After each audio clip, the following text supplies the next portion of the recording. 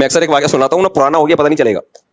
میں واقعات جب سناتا ہوں جب وہ ایکسپائر ہو چکے ہوتے ہیں. مرغیوں سے پہلے کے واقعات ہیں سارے, یہ سارے واقعات مرغیوں سے پہلے کے ہیں, جب میری یہ مرغیاں ہوا کرتی تھی.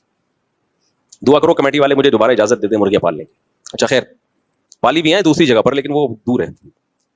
تو خیر, تو وہ واقعی بھول گیا مرغیوں سے پہلے کا. ہاں, ایک صاحب آئے اپنے بیٹے کو لے کے, بڑے ایجوکیٹڈ فیملی, بڑے پڑھے لکھے خاندانی قسم کے, اپنے بیٹے کو لے کر آئے کہ کچھ سمجھانا تھا اس کو. ماشاءاللہ پینٹ شرٹ میں, اور بڑا ایک گیٹ اپ سے بھی پتہ چل جاتا ہے نا وہ پڑھا لکھا آدمی ہے, اچھی فیملی سے ان کا تعلق. میرے سامنے بڑی پست آواز میں بات کرے, بیٹا جوان 24-25 سال, بہت آرام سے دھیمے لہجے میں کہ دیکھیں آپ میرے بیٹے کو یہ سمجھائیے مفتی صاحب کائنڈلی, یہ ایسا کرتے ہیں, یہ ویسا کرتے ہیں, یوں کرتے ہیں, اب ان کو سمجھائیے. آواز ابا کی کیا تھی بولو, پست, کہ بیٹے کی شان میں کہیں گستاخی نہ ہو جائے. اور بیٹا جب بات کرے تو 2-2 فٹ اچھلے, ٹکی نہیں رہا زمین پہ, ایسے بات کر رہا. اور باپ پھر اس کو کہہ رہے دیکھیں بیٹا لاؤڈلی مت بولیں, کائنڈلی دیکھیں مفتی صاحب نہیں ایسا نہیں ہے جیسا یہ کہہ رہے ہیں, نہیں مفتی صاحب ایسا نہیں ہے, یہ غلط بیانی کر رہے ہیں. اور بیٹا پھر چیخ رہا ہے, منہ سے چھاگ نکل رہا ہے اس کے. میں نے کہا یار مجھے کچھ ایسا لگ رہا ہے کہ کچھ غلط ہو گیا ہے, فطرت کی طرف سے کچھ کیا ہو گیا ہے.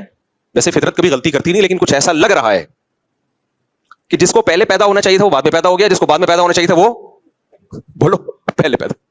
میں نے کہا یہ گھر میں الٹا سیٹ اپ چل گیا ہے, کیا اس کو پہلے پیدا ہو کے باپ بننا چاہیے تھا اور آپ کو بعد میں پیدا ہو کے اس کا بیٹا بننا چاہیے تھا. اسٹائل سے تو یہی لگ رہا ہے کہ یہ باپ ہے اور آپ بیٹے ہو.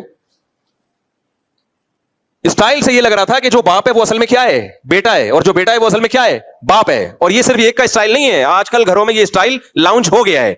یہ ڈراموں سے, فلموں سے, یونیورسٹیوں میں سکھایا جا رہا ہے کہ تم انڈیپینڈنٹ ہو, تم انڈیویجول ہو, تم کسی کے محتاج نہیں ہو, ہیومن رائٹس, ہر ایک کا اپنا ایک حق ہے.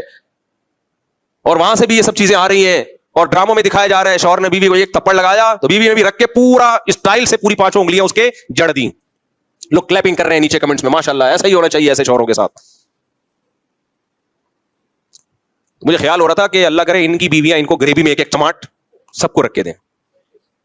شوہر کا چماٹ مارنا, تھپڑ مارنا غلط ہے بھائی, لیکن اس کا یہ مطلب تھوڑی ہے کہ اگر اس نے مار دیا تو بیوی بھی آگے سے ایک چماٹ لگا دے. غلط چیز کو ختم کرنے کے لیے اس سے زیادہ غلط کیوں کروا رہے ہو؟